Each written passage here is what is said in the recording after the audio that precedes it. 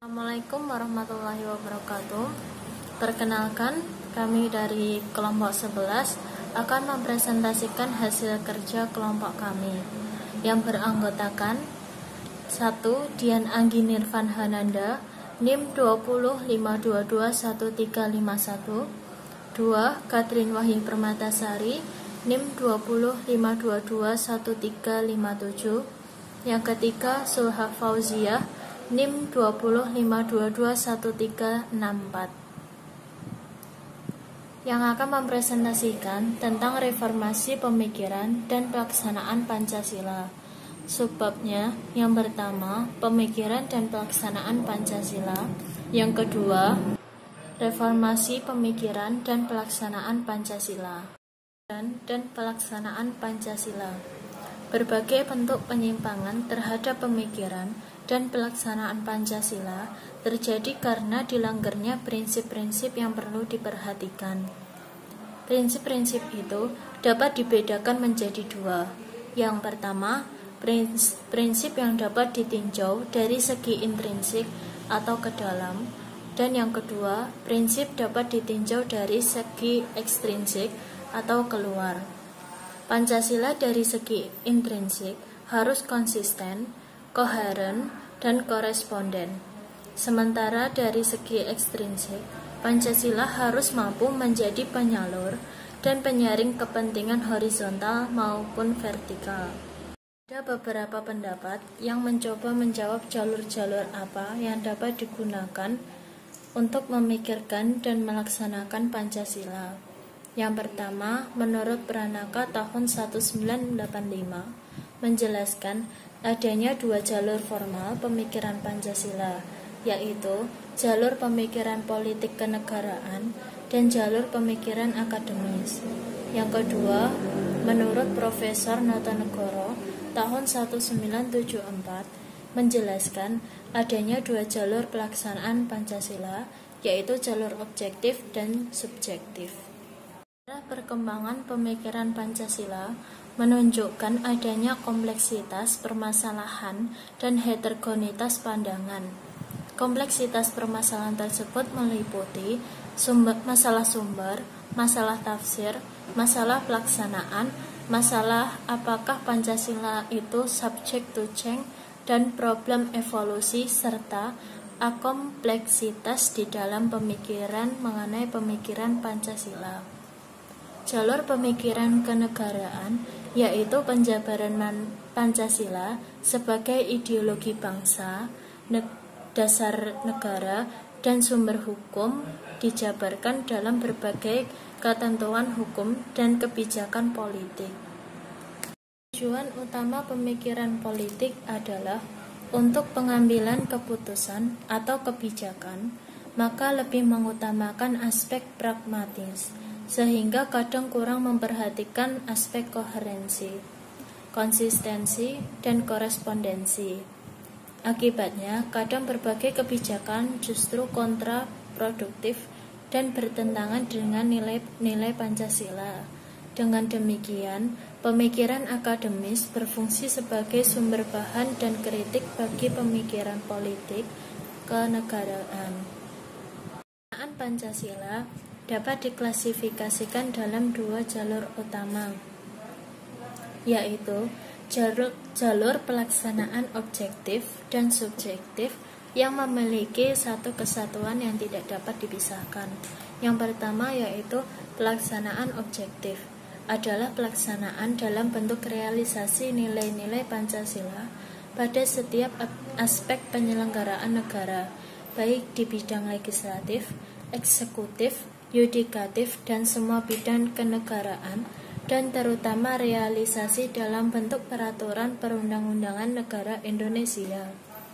Yang kedua, pelaksanaan subjektif, artinya pelaksanaan Pancasila dalam pribadi setiap warga negara, setiap individu, setiap penduduk, setiap pengusaha, dan setiap orang Indonesia. Terima kasih. Mohon maaf jika ada kesalahan. Selanjutnya akan dijelaskan oleh teman saya yaitu Dian Anggi. Terima kasih. Reformasi pemikiran dan pelaksanaan Pancasila. Reformasi secara sempit diartikan sebagai menata kembali keadaan yang tidak baik menjadi keadaan yang lebih baik. Reformasi secara luas diartikan sebagai suatu gerakan demonstrasi yang radikal, semua boleh, penjarahan atau pelengseran penguasaan tertentu. Beberapa catatan penting yang harus diperhatikan agar orang tidak salah mengartikan reformasi antara lain: 1. Reformasi bukan revolusi. 2. Reformasi memerlukan proses. 3. Reformasi memerlukan perubahan dan berkelanjutan. 4. Reformasi menyangkut masalah struktural dan kultural.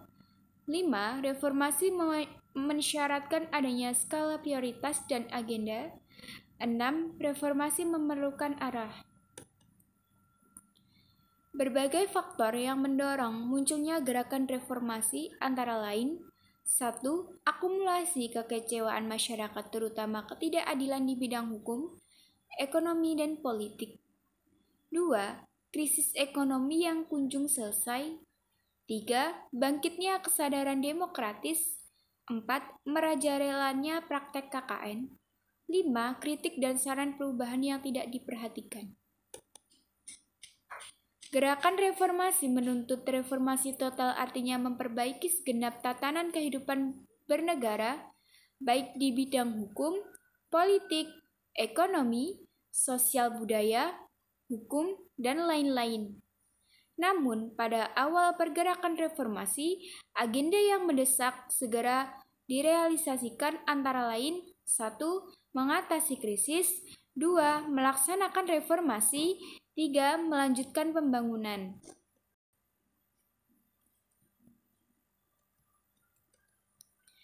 Pancasila dan permasalahan aktual. Pancasila dan permasalahan SARA. Konflik itu dapat berupa konflik vertikal maupun horizontal. Konflik vertikal misalnya antara si kuat dengan si lemah, antara penguasa dan rakyat, antara mayoritas dengan minoritas, dan sebagainya. Sementara itu, konflik horizontal ditunjukkan misalnya konflik antar umat beragama, antar suku, antar ras, antar golongan, dan sebagainya. Beberapa prinsip yang dapat digali dari Pancasila sebagai alternatif pemikiran dalam rangka menyelesaikan masalah SARA di antara lain: 1.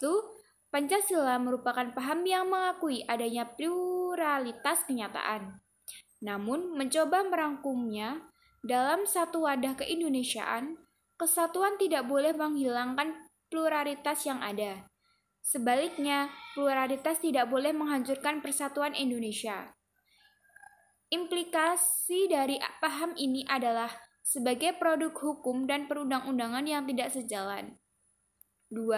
Sumber paham Pancasila adalah di dalam triprakarsa, yaitu nilai keagamaan, adanya istiadat dan kebiasaan dalam kehidupan bernegara yang diterima oleh masyarakat. Dalam konteks ini, pemikiran tentang toleransi, kerukunan, persatuan, dan sebagainya. Ideal digali dari nilai-nilai agama, adat istiadat, dan kebiasaan kehidupan bernegara yang diterima oleh masyarakat. Pancasila dan permasalahan HAM. Hak asasi manusia menurut Perserikatan Bangsa-Bangsa adalah hak yang melekat pada kemanusiaan, yang tanpa hak itu mustahil manusia hidup sebagaimana layaknya manusia. Dengan demikian, eksistensi hak asasi manusia dipandang sebagai aksioma yang bersifat given. Dalam artian kebenarannya, sebagainya dapat dirasakan secara langsung dan tidak memerlukan penjelasan lebih lanjut. Masalah HAM merupakan masalah yang kompleks. Ada 3 masalah utama yang harus dicermati dalam membahas masalah HAM. Yang pertama, topik HAM merupakan salah satu di antara ketiga masalah utama yang menjadi kepribadian dunia, keprihatinan dunia, yaitu HAM, demokratis, dan pelestarian lingkungan hidup. Yang kedua, isu HAM selalu diangkat oleh media massa setiap bulan Desember sebagai peringatan diterimanya Piagam HAM oleh Sidang Umum PBB tanggal 10 Desember 1948. Yang ketiga, masalah HAM secara khusus kadang dikaitkan dengan hubungan bilateral antara negara donor dan negara penerima. Selanjutnya, ada 3 tatanan diskusi tentang HAM, yaitu yang pertama, tatanan filosofi yang melihat HAM sebagai prinsip moral utama untuk prinsip moral umum dan berlaku universal karena menyangkut ciri kemanusiaan yang paling asasi. Yang kedua, tatanan ideologis yang melihat HAM dalam kaitannya dengan hak-hak kewarganegaraan. Sifatnya partikular karena terkait dengan bangsa dan negara tertentu. Yang ketiga, tatanan kebijakan praktis sifatnya sangat partikular karena memperhatikan situasi dan kondisi yang sifatnya insidental.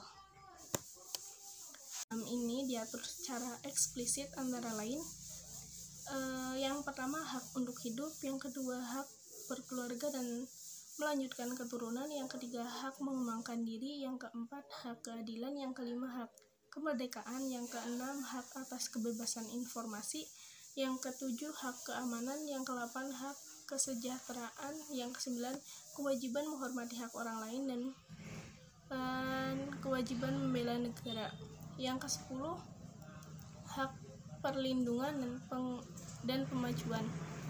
Selanjutnya, pertumbuhan ekonomi yang telah terjadi pada masa Orde Baru ternyata tidak berkelanjutan karena terjadi berbagai pertimbangan ekonomi yang besar, baik antar golongan, antar daerah, dan antara sektor yang akhirnya melahirkan krisis ekonomi. Krisis ini semula berawal dari perubahan kurs dolar yang begitu tinggi, kemudian menjalar ke krisis ekonomi dan akhirnya krisis kepercayaan pada segenap sektor, tidak hanya ekonomi. Kegagalan ekonomi ini disebabkan antara lain tidak diterapkannya prinsip-prinsip ekonomi dalam kelembagaan, ketidakmeratanya ekonomi, dan lain-lain, yang juga dipicu dengan maraknya praktek monopoli, korupsi, dan nepotisme oleh para penyelenggara negara. Selanjutnya, prinsip-prinsip yang dikembangkan dalam sistem ekonomi Pancasila antara lain yang pertama, mengenal etik dan moral agama. Tidak semata-mata mengajar materi. Yang kedua, mencerminkan hakikat kemanusiaan yang memiliki unsur jiwa raga sebagai makhluk individu sosial. Yang ketiga, sebagai makhluk Tuhan pribadi mandiri. Yang keempat, menjunjung tinggi kebersamaan, kekeluargaan, dan kemitraan. Yang kelima, mengutamakan hidup rakyat dan menitikberatkan pada kemakmuran masyarakat, bukan kemakmuran individu. Cukup sekian dari saya. Mohon maaf apabila ada kesalahan. Billahi taufiq wal hidayah. Wassalamualaikum warahmatullahi wabarakatuh.